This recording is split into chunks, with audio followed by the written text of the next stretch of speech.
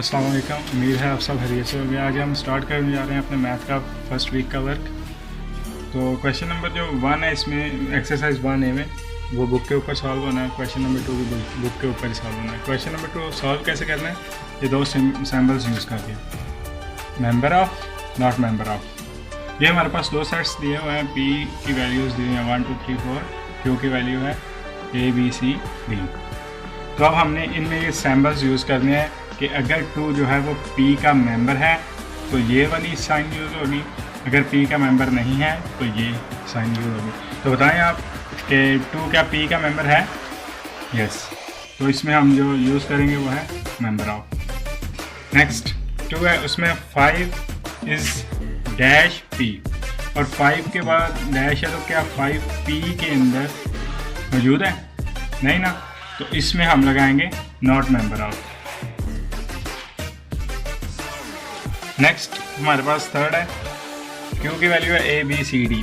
तो A और Q, इन दोनों का कॉम्बिनेशन हमने देखना है, इन दोनों का आपस में रिलेशन। A क्या Q में मौजूद है? यस। तो इसके लिए हम यूज़ करेंगे A is member of Q। 2 Q में मौजूद है? नहीं, तो 2 is not member of Q। Question number 3 है, इसमें जो क्वेश्चन नंबर 2 में जो बाकी क्वेश्चन हैं वो आप खुद सॉल्व करेंगे। तो क्वेश्चन नंबर 3 में आते हैं, तो इसमें list the elements of the following sets. हमने फॉलोइंग सेट्स जो दिए हुए हैं हमें, उनके हमने एलिमेंट्स लिखने हैं उस सेट के अंदर, ये मैंने आपको क्लास में बताया था, और उनको हमने नेम देना है कोई। तो फर्स्ट है हमारा number less than 25 and divisible by 5। Number less than 25 लेकिन वो 5 के मल्टीपल्स होने चाहिए, डिविजिबल बाय 5। जो 5 से डिवाइड हो वो 25 से लेस, हमने वो नंबर एक सेट में लिखना है। इस सेट को हम नेम दे देते हैं A इज इक्वल टू, इस सेट में कौन कौन से एलिमेंट्स आएंगे? 5, 10, 15 एंड 20। 25 नहीं आएगा क्योंकि लेस दैन 25 है, तो 25 से लेस जो 5 का डिविजिबल है वो 20 है। उसके बाद है लेटर्स इन वर्ड मैंगो, ये भी मैंने आपको क्लास में करवाया था। मैंगो के जो वर्ड में जो लेटर्स आते हैं उनको हमने एक सेट में लिखना है। इसको हम इस सेट को नाम दे देते हैं B। तो इसके अंदर कौन कौन से लेटर्स आ रहे हैं? M, A, N, G and O। तो इसके जो बाकी क्वेश्चंस हैं क्वेश्चन नंबर 3 के, वो भी आप खुद सॉल्व करेंगे, कुछ शीट के ऊपर दिए हुए हैं, उनसे आप समझ लीजिएगा। बिल्कुल वो भी ऐसे ही है, और बाकी आप खुद सॉल्व करेंगे। तो एक्सरसाइज 1B करने से पहले मैं आप लोगों को फिर से याद करवाता हूँ कि जो सेट है उसको लिखने की 3 नोटेशंस थी जो मैंने आप लोगों को बताई थी। एक है डिस्क्रिप्टिव नोटेशन, टेबुलर नोटेशन और सेट बिल्डर नोटेशन। नोटेशन कहते हैं हम फॉर्म को। सेट को 3 तरह से लिखा जाता है। डिस्क्रिप्टिव नोटेशन में मैंने आप लोगों को बताया था कि उसकी डिस्क्रिप्शन दी होती है सेट की, उसमें कोई ब्रैकेट, कोई कर्ली ब्रेसेस या कोई कॉमा नहीं यूज़ किया गया होता। इसकी एग्जांपल मैं लिखता हूँ इधर, सेट ऑफ वॉल्स। अब सेट ऑफ वॉल्स जो है ये, इसमें ना तो कोई ब्रैकेट यूज़ हो या ना कोई कॉमा यूज़ हुआ है, तो ये जो है ये डिस्क्रिप्टिव नोटेशन थी। और उसके बाद टेबुलर नोटेशन में हम 2 चीज़ों को याद रखते हैं कि उसमें हम 2 चीज़ें रखते हैं, एक कर्ली ब्रेसेस और जो लेटर, जो मेंबर्स होते हैं सेट के, उनको हम सेपरेट कर देते हैं कॉमा से। ठीक है, ये 2 चीज़ें थी उसमें, एक कर्ली ब्रेसेस और एक कॉमा, हम कॉमा से उन्हें सेपरेट कर देते हैं। तो इसी सेट को अगर हम टेबुलर नोटेशन में लिखें तो ये कुछ ऐसे लिखा जाएगा, A कॉमा, पहले कर्ली ब्रेसेस, उसके बाद A comma E I O U। तो इसमें 2 चीज़ें थी, एक था कर्ली ब्रेसेस और दूसरा कॉमास। तो set builder notation, set builder notation मैंने आप लोगों को बताया था कि ये जो है ये एज ए रूल लिखी जाती है, यानी कि रूल की तरह जैसे एक रूल लिखा जाता है, उसमें एक चीज़ कॉमन होती है टेबुलर नोटेशन के साथ, वो क्या है? Curly braces. लेकिन उसमें कॉमा यूज़ नहीं होते। कॉमा की जगह पे क्या यूज़ होता है? हमारे पास 2 सिंबल्स यूज़ होते हैं, एक कॉलम और एक ये लाइन। ठीक है, तो इसको हम यूज़ कहाँ पर करते हैं? हमारे पास जो सेट होता है, सेट में जो मेंबर्स होते हैं उन्हें हम एक वेरिएबल या एक लेटर से हम उन्हें जो है वो रिप्रेजेंट कर लेते हैं, x लिख लेते हैं। उसके बाद कॉलन आएगा और फिर से x आएगा। उसके बाद फिर से डिस्क्रिप्टिव नोटेशन वाला जो है वो लिखा हो सकता है। कैसे? Is set of vowels. ठीक है, ये है हमारी सेट बिल्डर नोटेशन। तो इसको एक और तरीका से हम लिख सकते हैं, ये x is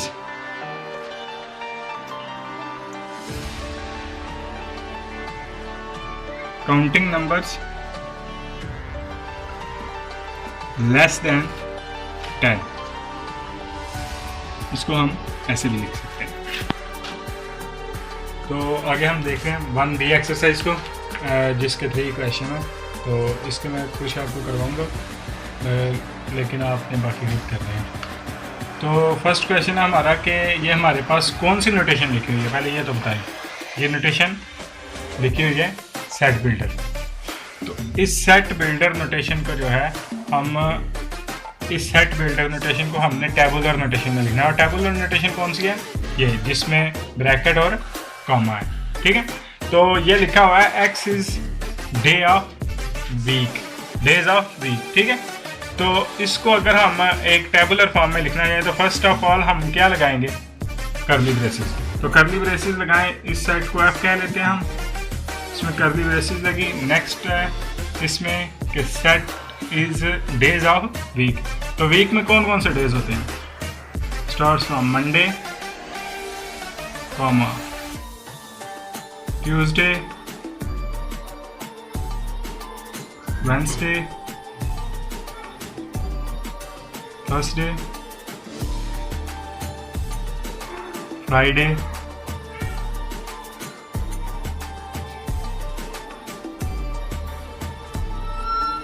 सैटरडे, संडे। तो ये हमारी जो है वो कौन सी नोटेशन है? Tabular notation. टेबुलर नोटेशन में क्या था? एक तो कर्ली ब्रेसेस थी और दूसरा था कॉमा। ठीक है, तो ये हमारी टेबुलर नोटेशन बन गई। अब नेक्स्ट है हमारे पास, ये कौन सी नोटेशन दी हुई है? ये नोटेशन है ब्रैकेट और कॉमा वाली, और वो कौन सी थी? वो थी टेबुलर नोटेशन। तो इस टेबुलर नोटेशन को हमने सेट बिल्डर नोटेशन यानी कि रूल वाली नोटेशन में लिखना है। तो कैसे लिखेंगे? P इज इक्वल टू, इसमें लगेगी एक कर्ली ब्रेसेस और उसके बाद x colon x is set of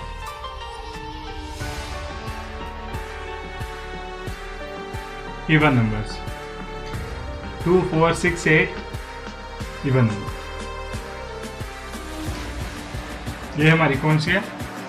set builder notation. Next है हमारे पास set of odd numbers between 10 and 20। लेकिन ये हमारे पास कौन सी नोटेशन दी हुई है? ये नोटेशन है हमारे पास ये वाली, फर्स्ट वाली।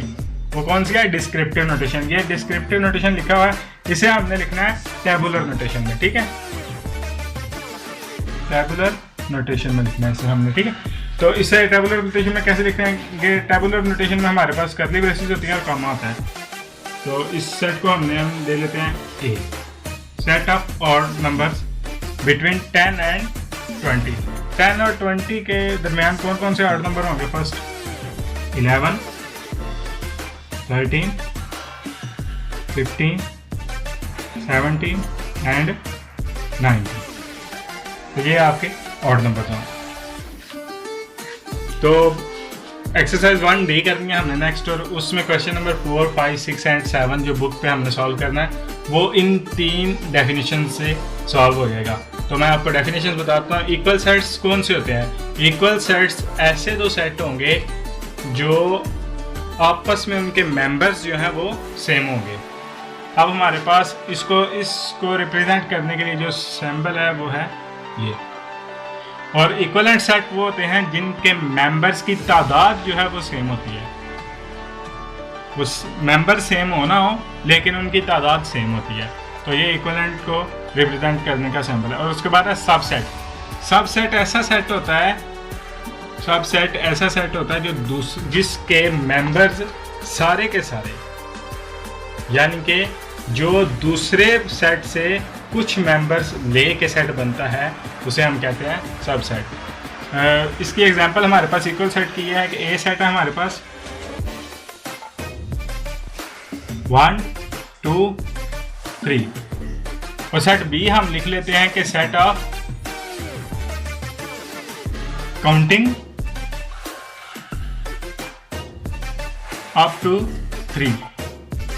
अब ये और ये सेम है, इक्वल है। कैसे हैं कि 1 2 एंड 3 सेट के अंदर मेंबर्स क्या है 1 2 एंड 3, लेकिन set of counting up to 3 वो भी यही बनता है 1 2 एंड 3। तो हम इसको लिखेंगे a is equal to b, या फिर हम ऐसे कर लेते हैं कि हमारे पास एक सेट है जिसके मेंबर्स हैं p a and r,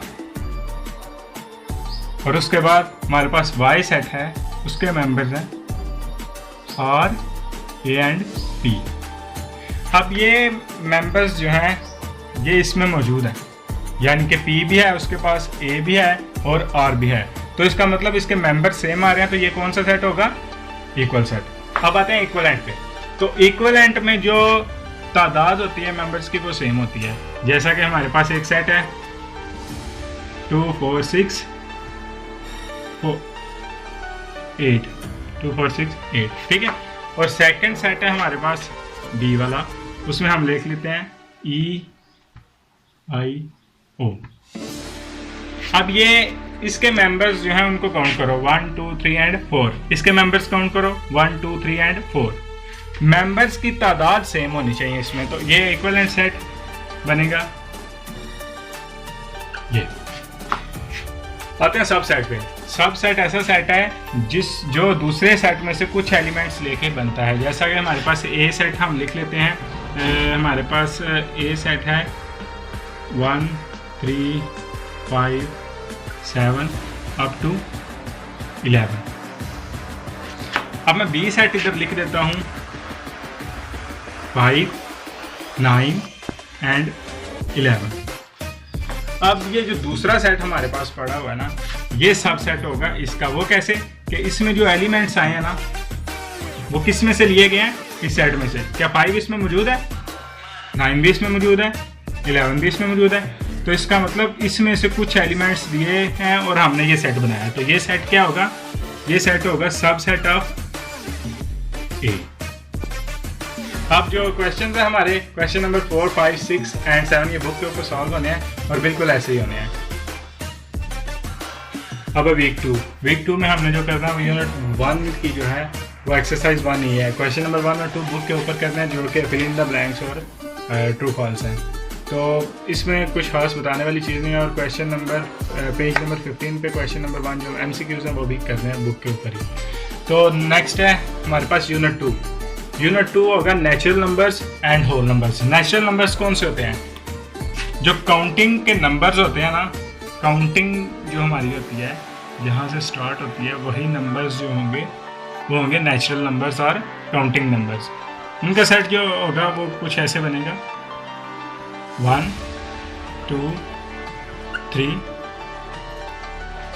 up to so on, ठीक है। अब ये काउंटिंग के जो हमारे नंबर्स हैं वो 1 से स्टार्ट हो रहे हैं। काउंटिंग नंबर्स को हम नेचुरल नंबर्स भी कहते हैं और ये उनका सेट हमने बनाया, ठीक है। तो इसको सेट के अलावा भी हम लिख सकते हैं, ये ऐसे भी लिखा जा सकता है। तो ये है हमारे काउंटिंग नंबर्स और नेचुरल नंबर्स। नेक्स्ट आते हैं होल नंबर्स। अब होल नंबर्स क्या होते हैं, ऐसे नंबर्स हैं जो 0 से स्टार्ट होते हैं, हम उर्दू में मुकम्मल आदाद भी कहते हैं। तो जो 0 से स्टार्ट होंगे लेकिन उसमें सारे के सारे नेचुरल नंबर्स भी आएंगे। इसको अगर हम लिखें तो ये ऐसा लिखा जाएगा 0 एंड ऑल नेचुरल नंबर्स, और काउंटिंग के सारे नंबर, लेकिन ये स्टार्ट कहाँ से होते हैं 0 से। और इनका अगर हम सेट लिखें तो उसे हम रिप्रेजेंट करते हैं W से, 0 1 2 3 अप टू सो ऑन। ये हमारे होल नंबर्स होते हैं। हम कर रहे थे वीक 2 में 2 का एक्सरसाइज और क्वेश्चन नंबर 1 और 2 जो है बुक के ऊपर ही सॉल्व होने हैं, लेकिन 2 में कुछ क्वेश्चन ऐसे हैं जो आपको मैं समझा देता हूँ। 1 जो है वो सिर्फ फिल इन द ब्लैंक्स है, वो आप बुक के ऊपर सॉल्व करिएगा। Which whole number succeeds from 9999। Succeed का मतलब होता है जो नेक्स्ट वाला नंबर होता है इससे, यानी कि सक्सीड कहते हैं नेक्स्ट वाले नंबर को। तो इससे जो बढ़ जाता है नंबर वो कौन सा है, नेक्स्ट वाला नंबर कौन सा होगा। तो इसमें हम 1 ऐड कर देते हैं, तो ये बनेगा 0 1 कैरी 0 1 कैरी 0 1 कैरी एंड 0। तो ये हमारे पास बनेगा 10,000।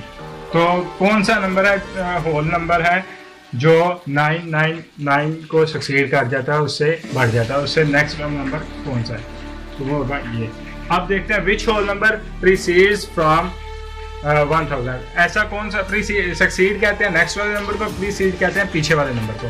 तो उससे हम इसमें से 1 को माइनस कर देंगे, पीछे वाला नंबर लाना है हमने, तो हम 1 को माइनस कर देंगे। तो यहाँ पर 0 में से 1 तो नहीं निकल सकता, इससे हम 12 भी नहीं ले सकते, इससे भी नहीं, तो हम इससे 12 लेंगे, तो ये बनेगा 10।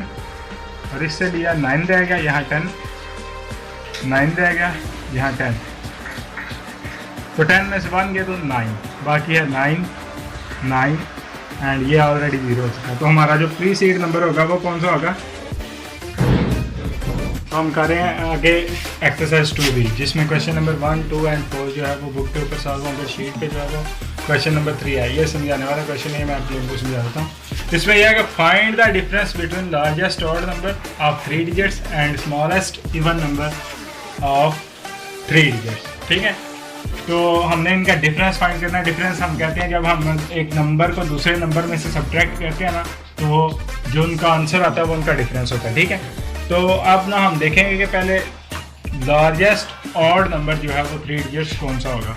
अगर हम 9 9 7 देखें तो ये ऑड नंबर है क्योंकि ये 7 से एंड हो रहा है, तो इसमें 1 हम अगर सक्सीड करें तो ये बनेगा 9 9 एंड 8 जो कि इवन नंबर है।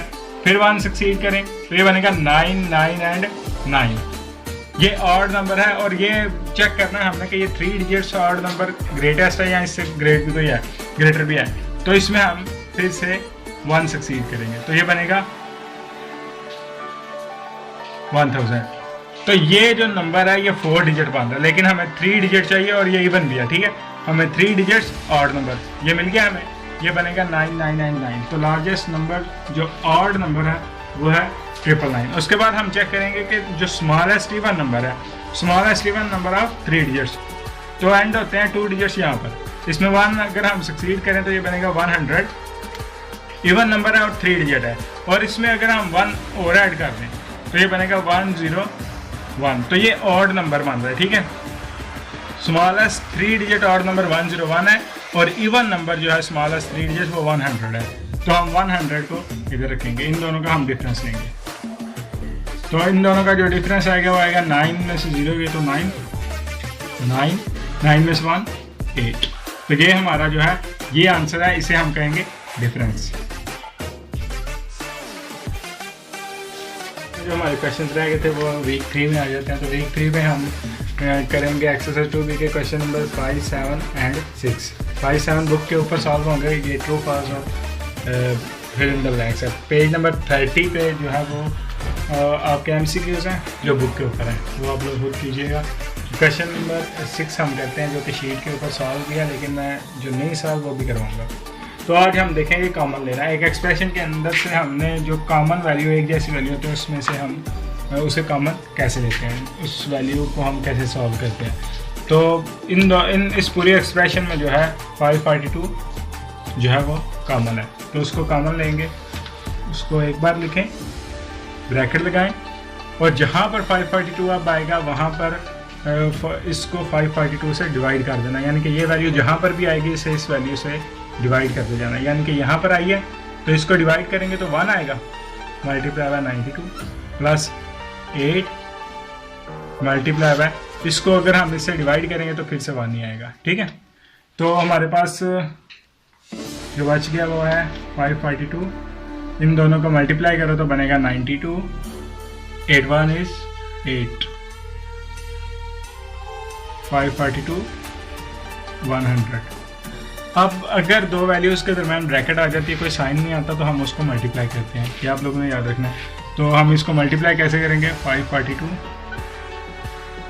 100। 0 0 0 प्लस 0 0 0 2 4 5। 0 0 2 4 एंड 5। तो आपका जो आंसर आएगा वो आएगा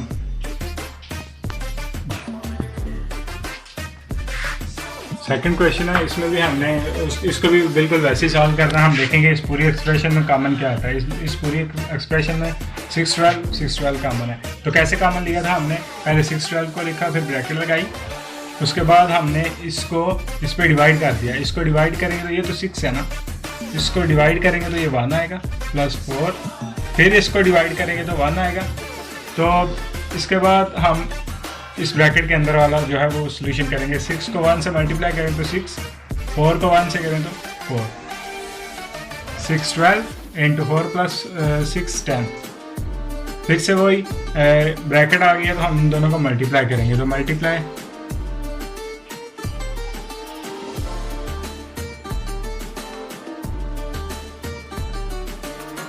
तो आपका आंसर जो आएगा 6120। तो वीक 3 में नेक्स्ट टाइम हमारे पास जो यूनिट 3 है उसमें आता है फैक्टर्स एंड मल्टीपल्स। फैक्टर्स और मल्टीपल्स में फ़र्क क्या है पहले ये देखेंगे। फैक्टर ऐसा नंबर है, ऐसा डिजिट है जो किसी नंबर को या डिजिट को पूरा डिवाइड कर दे, कोई भी रिमाइंडर उसका ना बचे, उसमें रिमाइंडर जो है वो 0 ही रहे। तो जब वो पूरा डिवाइड कर देगा तो वो जो डिजिट होगा वो फैक्टर होगा डिवाइडेंड का, यानी कि जिसको हम डिवाइड कर रहे हैं उसका फैक्टर होगा। और मल्टीपल क्या है? मल्टीपल ऐसा नंबर है जिसको मल्टीपल ऐसा नंबर है जो हमें किसी भी डिजिट को नेचुरल नंबर के साथ मल्टीप्लाई करने के बाद मिलता है, उसे हम मल्टीपल कहते हैं। ये हम आगे जाके इसकी प्रैक्टिस भी करेंगे। हम आते हैं अपने पेज नंबर 31 एंड 37 तक, इसको आपने रीड करना है और जो गिवन एग्जांपल्स हैं उनको देखना है, आप लोगों ने करना है, ठीक है। और एक्सरसाइज 3 में क्वेश्चन नंबर 1 2 जो है वो बुक के ऊपर सॉल्व है। तो लेकिन क्वेश्चन नंबर 1 में कैसे सॉल्व करना है ये मैं आप लोगों को बता देता हूँ। तो क्वेश्चन नंबर 1 ऐसे सॉल्व होगा कि ये नंबर जो है ना 487, ये इक्वल है 37 मल्टीप्लाई बाय प्लस डैश, ठीक है। तो इस डैश में क्या आएगा? तो इसको देखने के लिए हम देखेंगे कि जो मल्टीप्लाई के साथ डिजिट लिखा हुआ है, मल्टीप्लाई के साथ जो डिजिट लिखा हुआ है, इस नंबर को उसके साथ डिवाइड कर देंगे, यानी कि इसको अंदर रखें। ये सॉल्व करने का तरीका बता रहा हूँ कि ये फिल इन द ब्लैंक्स जो 3 दी हुई हैं ये कैसे आप करेंगे। इस नंबर के साथ इसको डिवाइड करें, डिवाइड करेंगे 1 टाइम 37, 1 बचा, यहाँ पर भी 1 बाकी, उसके बाद ये 7 नीचे आ गया। अब हम 37 का टेबल पढ़ेंगे कि 117 के करीब जाए या 117 है, तो वो जाएगा हमारा 2 टाइम्स एंड 3 टाइम्स, 3 टाइम्स। तो 3 टाइम्स 3 7 टाइम्स 21 क्या आएगा? 3 टाइम्स 37 का टेबल 3 टाइम्स पढ़ा जाए ना, तो क्या आता है? आता है 21 2 9 111 आता है। तो 111 हम इधर लिख देंगे। अब इसको माइनस करें तो ये बचेगा 6। अब मज़ीद ये डिवाइड नहीं हो सकता, ठीक है। तो मज़ीद डिवाइड नहीं हो सकता, तो जो हमारा आंसर होगा, मतलब जिसे हम कोएफिशिएंट कहते हैं, वो आएगा मल्टीप्लाई के साथ, और जो नीचे रिमाइंडर आएगा उस रिमाइंडर को हम प्लस के साथ लिख देंगे। तो ये आपका ये fill in the blank solve हो गया। कैसे इसको सॉल्व करना है? फर्स्ट ऑफ ऑल हमने मल्टीप्लाई के साथ जो डिजिट लिखा हुआ है उसके साथ इसको डिवाइड कर देना है, और जो क्वेश्चन आएगा उसको हमने मल्टीप्लाई के साथ लिख देना है, और जो हमारा रिमाइंडर आएगा उसको हमने प्लस के साथ लिख देना है। बाकी भी 2 जो फिल इन द ब्लैंक्स हैं वो ऐसे ही होंगे। जो क्वेश्चन 2 है वो ट्रू फॉल्स, वो आप भूल से करेंगे। तो क्वेश्चन नंबर 3 पे आते हैं। तो हमने करना क्या है कि फर्स्ट 5 मल्टीपल्स ऑफ 47, यानी कि 47 के हमने फर्स्ट 5 जो मल्टीपल्स हैं वो लिखने हैं। ये इसकी थर्ड जो इसका क्वेश्चन है वो मैं आपको करवा रहा हूँ, बाकी 2 आप खुद करेंगे। ये मैं बता देता हूँ कैसे करना है। ये मैंने आपको अभी बताया मल्टीपल क्या होता है कि किसी भी नंबर, अब हमारे पास नंबर इधर 47 है, तो इस 47 को हम नेचुरल नंबर्स के साथ मल्टीप्लाई करते जाए ना, तो जो आंसर आएगा वो इसके मल्टीपल्स होंगे। कैसे कि अब हमने 5 लिखने हैं, तो इसका मतलब नेचुरल नंबर स्टार्ट्स फ्रॉम 1। ये फर्स्ट 5 ये होंगे, यानी कि इसको इसके साथ मल्टीप्लाई करो, फिर इसके साथ करो, फिर इसके साथ करो, फिर इसके साथ करो, फिर इसके साथ करो, तो आपके 5 मल्टीपल्स आ जाएंगे। 47 को 1 के साथ मल्टीप्लाई करें तो क्या आता है 47। उसके बाद 47 को 2 के साथ मल्टीप्लाई करो तो बनेगा 14, 1 एंड 94। उसके बाद 47 को 3 के साथ मल्टीप्लाई करो, 1, 2 और 12 एंड 14, ये बनेगा 141। उसके बाद 3 हो गए, 4 के साथ करो, ये बनेगा 28, 2, 16 एंड 18, ये बनेगा 188। अब इसको 5 के साथ करो, 35, 3, 20 एंड 23, ये बनेगा 235। ये इसके 5 मल्टीपल्स हैं। इसी तरह जो 2 क्वेश्चंस दिए हैं वो आप खुद करेंगे। एक्सरसाइज 3 है, क्वेश्चन नंबर 4, 5 और 6 नोटबुक पे करते हैं हमने। तो क्वेश्चन नंबर 4 पे आते हैं। तो ये भी मल्टीपल्स हमने लिखना है। List multiples of 7 between 10 and 40। Multiples कैसे लेते हैं कि नेचुरल नंबर्स के साथ नंबर को मल्टीप्लाई करते जाएं तो हमारे मल्टीपल्स निकल जाते हैं। तो हमने अब स्टार्ट कहाँ से करते हैं, 10 से अबव। तो फर्स्ट पहले हम करेंगे 7 को 1 से मल्टीप्लाई करें तो 7 आता है, 7 को 2 से मल्टीप्लाई करें तो 14 आता है। अब ये 7 10 और 40 के बिटवीन आता है, नहीं ना आता, तो कौन सा आता है 14। तो हम स्टार्ट करेंगे 14 से, ठीक है। तो 14 से स्टार्ट करेंगे हम।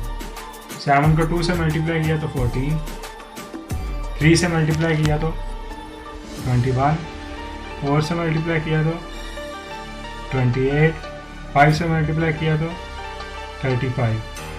अगर हम इसे 6 से मल्टीप्लाई करेंगे तो 42 आएगा, जो कि 40 से अबव हो जाता है। और ये इन दोनों के बिटवीन ये वाले मल्टीपल्स बनते हैं। नेक्स्ट अब हम आते हैं multiples of both 2 and 3 less than 50, यानी कि ऐसे नंबर्स जो मल्टीपल्स हों 2 के भी और 3 के भी, जो 2 के टेबल में भी आए और 3 के टेबल, दोनों के टेबल में आए।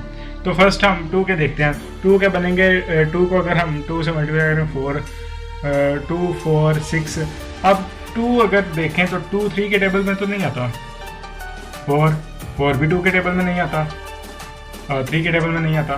तो उसके बाद 6 2 के टेबल में भी आता है और 3 के टेबल में भी आता है। तो इसका मतलब जो फर्स्ट हमारा जो मल्टीपल बनेगा वो बनेगा 6। उसके बाद फिर से 8 3 के टेबल में नहीं आता, 10 3 के टेबल में नहीं आता, 12 तो 12 जो है वो 3 के टेबल में भी आता है, 2 के टेबल में भी आता है। उसके बाद 18 होगा, 24 होगा, 30 होगा, 36 होगा, 42 और 48। ये इसी तरह आपने फाइंड करनी है कि ये कैसे मल्टीपल्स आए हैं जो 2 के और 3 के टेबल दोनों में आते हैं। अभी 4 में अब हम आते हैं, तो इसमें है एक्सरसाइज 3 के कुछ क्वेश्चन हैं जो हमने नहीं किए वीक 3 में। तो क्वेश्चन नंबर 7, 9, 11 एंड 12 जो है वो बुक के ऊपर सॉल्व होंगे, और क्वेश्चन नंबर 8 और 10 जो है वो नोटबुक पे सॉल्व होंगे।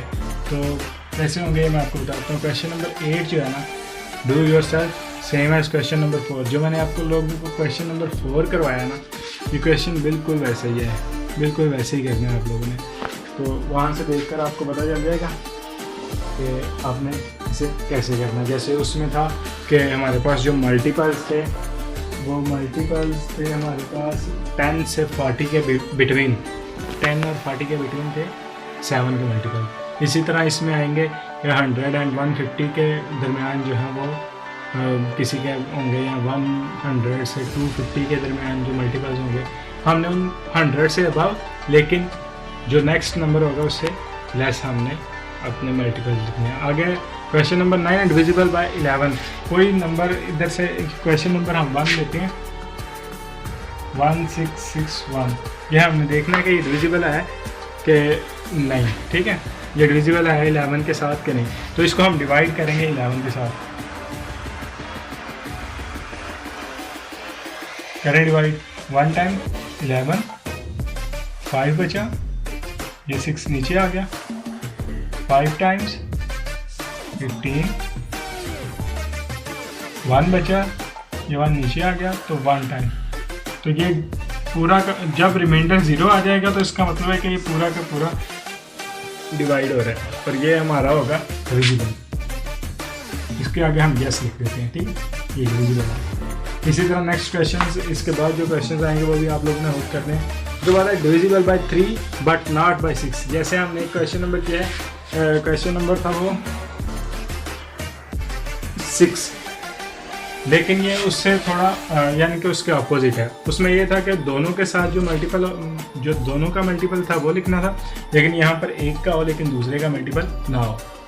3 का टेबल हम पढ़ेंगे कि उसने बोला है कि divisible by 3 but not by 6, ठीक है। तो 3 1 is 3 तो हो गया, वो 6 से डिविजिबल वैसे भी नहीं है।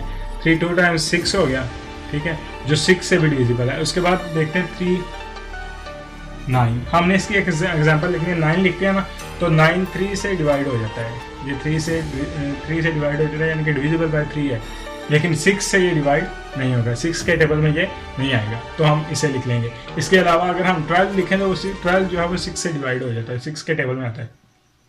हम 15 लिख सकते हैं, 15 जो है वो 6 के टेबल में नहीं आता। इसी तरह जो है आपने नेक्स्ट क्वेश्चंस करने। क्वेश्चन नंबर 11 12 वो सेम है जैसे हमने क्वेश्चन नंबर 9 किया है। इसमें आपको नंबर्स दिए होंगे, उनके हमने देखना है कि वो डिविजिबल उनके साथ हैं कि नहीं। अगर हैं तो यस लिख दे, अगर नहीं है तो नो लिखना है। तो ये आपका मैथ का वर्क था जो इस मंथ का था। तो बाकी प्रैक्टिस करनी है, जितनी ज़्यादा प्रैक्टिस करेंगे उतना ज़्यादा आपको मैथ आएगा और समझ भी आएगी। तो ठीक है, अल्लाह हाफिज़, ख्याल रखिएगा अपना।